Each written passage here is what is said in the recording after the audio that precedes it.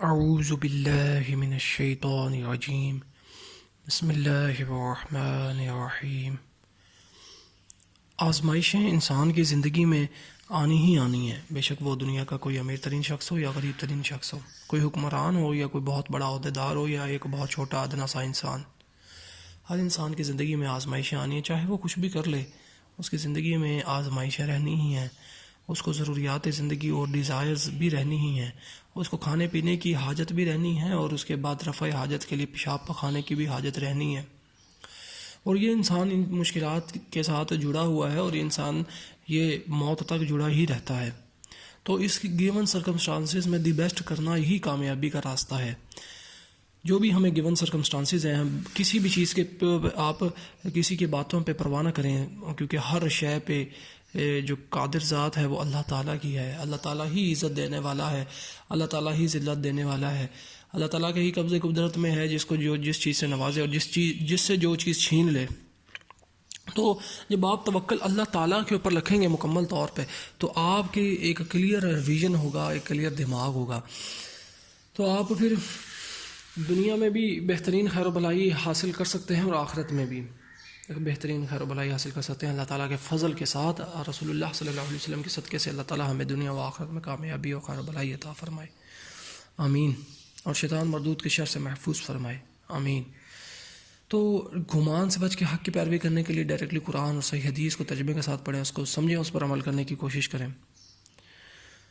اور یہ چیز یاد رکھیں کہ جو بے شک کوئی امیر شخص ہے تو یہ اپنے آپ کو احساس کمتری کا شکار نہ بنائیں۔ جو آپ کے پاس گیون چیزیں ہیں، اللہ تعالیٰ کا ہر حال میں شکر ادا کریں، یہ اتنی بڑی چیز ہے۔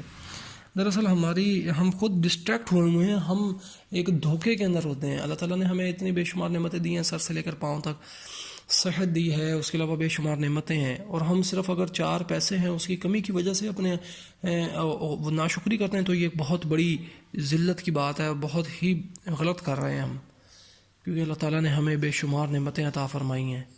اور دیکھیں کہ کوشش ہمیں کرنی چاہیے دنیاوی کامیابی کی بھی، اور اس کا ہرگز یہ مطلب نہیں ہے کہ ہم ناشکری کریں۔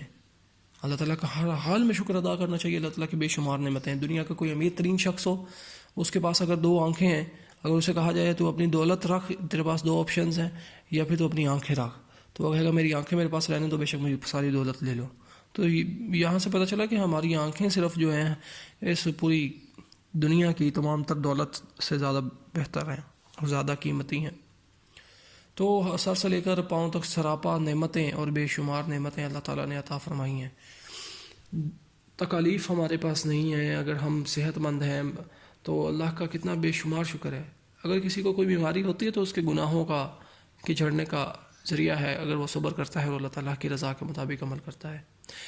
تو گمان سے ہٹ کے حق کو سمجھنے کے لیے لوگوں کی باتوں سے ہٹ جائیں، بلائنڈلی فالو نہ کریں کسی کو، پیروں کو، مولویوں کو، یہ جو یہ دین کے ٹھیکیدار بنے ہوئے ہیں، اور سیاستدانوں کو، کسی کو بلائنڈلی فالو نہ کریں اپنی بہتری کے لیے۔ یہ آپ کو ہی اپنی بہتری اگر آپ چاہتے ہیں تو یہ آپ کو خود ہی غور کرنا ہے اس چیز پہ، اور اپنی بہتری چاہتے ہیں تو قرآن اور صحیح حدیث کو ترجمے کے ساتھ پڑھیں۔